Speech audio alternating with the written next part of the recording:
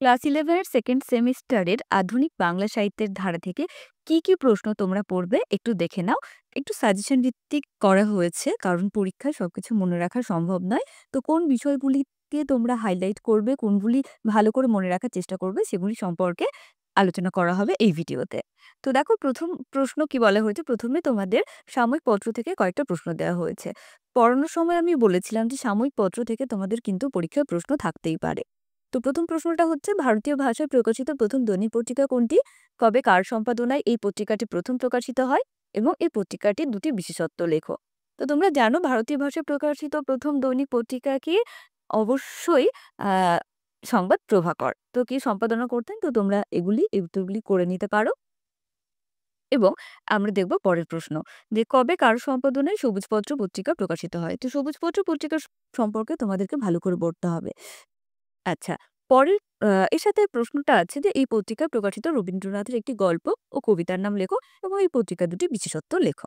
মানে সবুজপত্র এবং সংবাদ প্রভাকর দুটি পত্রিকা সম্পর্কে তোমরা ভালো করে পড়বে। আচ্ছা, পরের প্রশ্ন রয়েছে, অ্যা অ্যা ৪ টা পত্রিকা সম্পর্কে একবারে বলে দিয়েছি, যে কল্লোল, শনিবারের চিঠি, পরিচয়, কালিকলম। এই পত্রিকাগুলি সম্পর্কে সংক্ষেপে লেখো বা এই পত্রিকাগুলির সংক্ষিপ্ত পরিচয় দাও। তাহলে এই পত্রিকাগুলি কবে, কার সম্পাদনায় বা কাদের সম্পাদনায় প্রকাশিত হয়, বা এই পত্রিকার যদি বিশেষত্ব থেকে থাকে, কোনো বিশেষ কবি বা লেখক এই পত্রিকায় লিখে থাকেন, তো তাদের সম্পর্কে বা তাদের বিশেষ কোনো কাব্যগ্রন্থ প্রকাশিত হলে, মানে এই ডিটেলস গুলো তোমরা রাখবে। আচ্ছা, পরের প্রশ্ন, যে ঠাকুরবাড়ি থেকে প্রকাশিত পত্রিকাগুলি সম্পর্কে লেখো।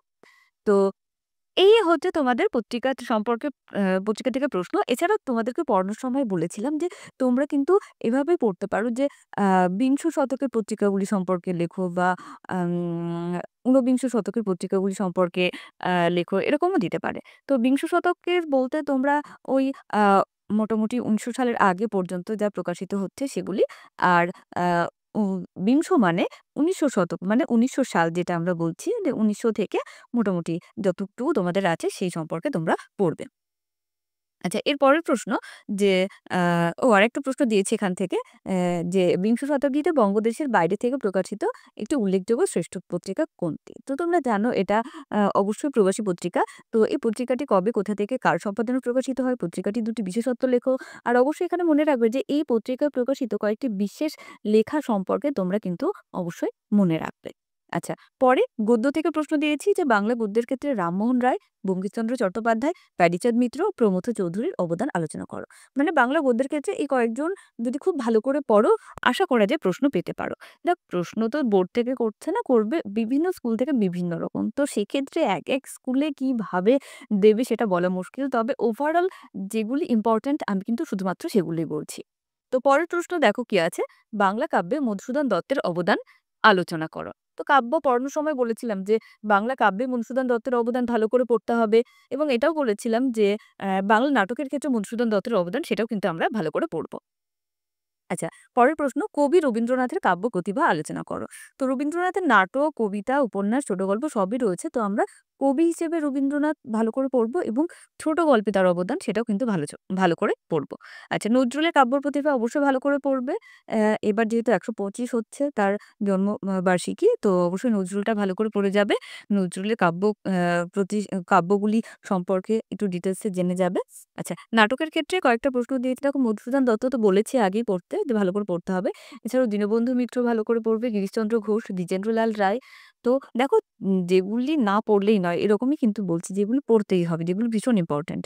তো এই নাট্যকারদের সম্পর্কে ভালো করে পড়বে। তাদের আ উম বি বিশেষ কিছু নাটক সম্পর্কে বা নাটকের ক্ষেত্রে যদি তার কিছু আ অবদান থেকে থাকে। তো যেমন গিরিশচন্দ্র প্রবর্তন করেছিলেন। দ্বিজেন্দ্রলালের নাটকে আ ইতিহাস বা দেশপ্রেম এসেছে। তো এই যে বিশেষ কিছু বিষয়গুলো তোমরা মনে রাখার চেষ্টা করবে।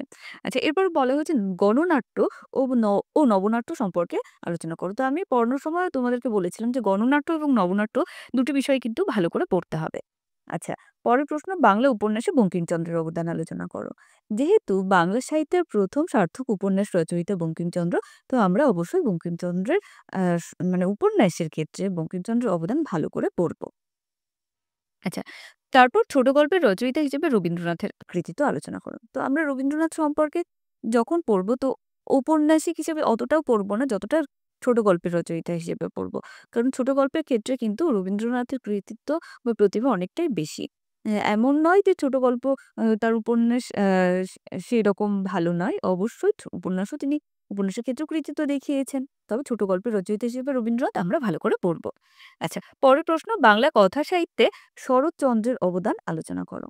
এই প্রশ্নটাও দেখবে। কথা সাহিত্য বলতে এখানে শরৎচন্দ্রের উপন্যাস এবং ছোট গল্প ২ ই পড়তে হবে। পরের প্রশ্ন, বাংলা কথা সাহিত্যে ৩ বন্দ্যোপাধ্যায়। ৩ বন্দ্যোপাধ্যায় কারা? অর্থাৎ বিভূতিভূষণ বন্দ্যোপাধ্যায়, তারাশঙ্কর বন্দ্যোপাধ্যায় ও মানিক বন্দ্যোপাধ্যায় সম্পর্কে আলোচনা করো। মানে এই ৩ লেখকের কয়েকটা উপন্যাসের নাম, কয়েকটা গল্পের নাম বা ২-১ টা বৈশিষ্ট্য যদি মনে রাখতে পারো তাহলে কিন্তু উত্তরটা তৈরি হয়ে যায়। তারপরে দেওয়া হয়েছে বাংলা শিশু-কিশোর সাহিত্য সম্পর্কে সংক্ষেপে লেখো। এই বিষয়টাও একটু দেখে যেও। মোটামুটি যাতে লিখতে পারো এরকম করে দেখে যেও। তো একেক স্কুলে যেহেতু একেক রকমের প্রশ্ন সেজন্য আমি আর আলাদা করে সাজেশন করছি না। মোটামুটি এই চ্যাপ্টারটা বা এই বিষয়টা যেহেতু একটু কঠিন মনে হয় এবং অনেক ডিটেইলসে তোমাদের আলোচনা করা হয়েছে, তো তোমাদের কনফিউশন আসে কোনটা পড়বো, কোনটা বাদ দেব। আমি যখন ডিটেইলসে পড়িয়েছি তখনও আলোচনা করেছি। তবে আ তোমাদের সুবিধার্থে আরেকবার একটু সাজেশন ভিত্তিক একটা ভিডিও বানালাম। তো ভিডিওটা ভালো লেগে থাকলে অবশ্যই কমেন্ট করতে ভুলো না।